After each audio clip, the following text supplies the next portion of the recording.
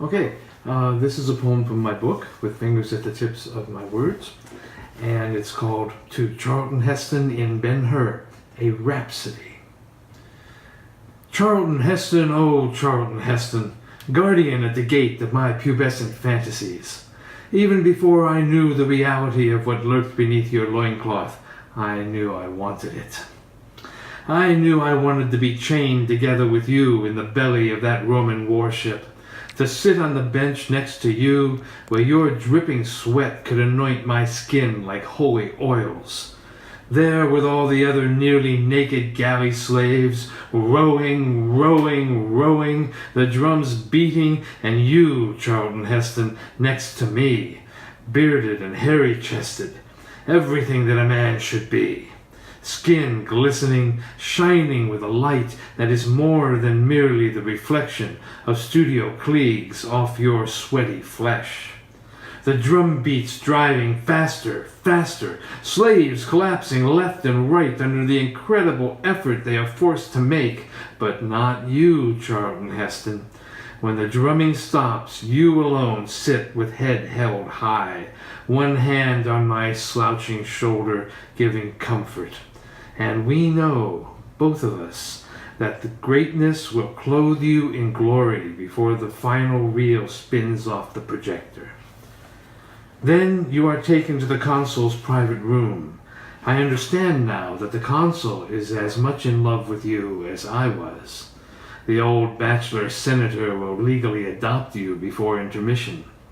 But for now, you stand before him in that loincloth, flat belly taut, strong legs rooted to the deck, poised for defiance, a real man's look in your eyes, features sharp and wise, molded around blue ice. I marveled at that first look you gave to Esther. Your face possessed of the ability to encompass the carnal or the saintly, and you threw them both at her in equal measure. I thought, I want to look at a woman like that, to make her melt, to pull her eyes back up to mine each time she tries to look away. Then I realized that what I really wanted was to be the one you locked that look on. I wanted to be the object of your desire as you were the object of mine. Later, I would imagine myself in your arms, a willing victim of that gaze, and I would draw fantasy around what occurred after the fade-out. Half romance novel, half the rawest of pornography.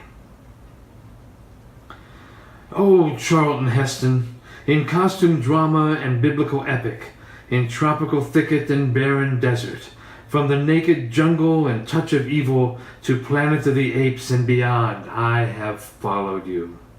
Whether incarnated as Michelangelo or Moses, cowboy or astronaut, the thickness of your body, the shirts hanging casually, sexually open, were as constant as my devotion.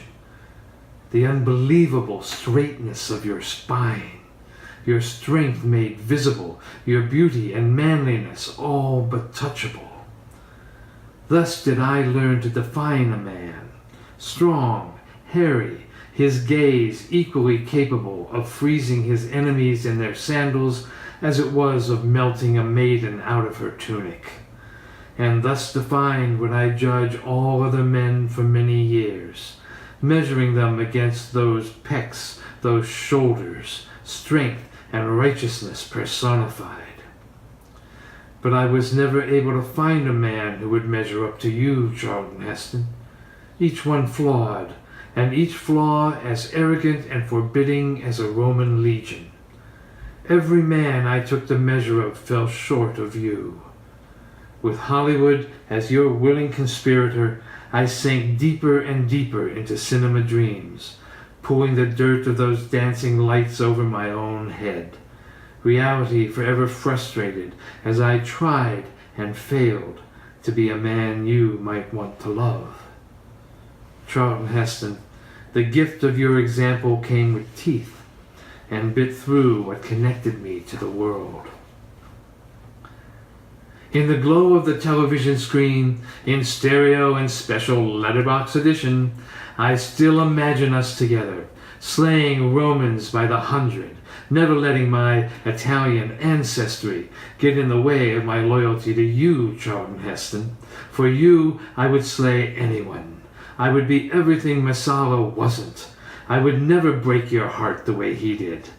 And you would instruct me in the ways of heroes, talking through your perfectly aligned and perpetually gritted teeth. Your patience with me, remarkable, saintly, obviously a sign of true love. Thank you.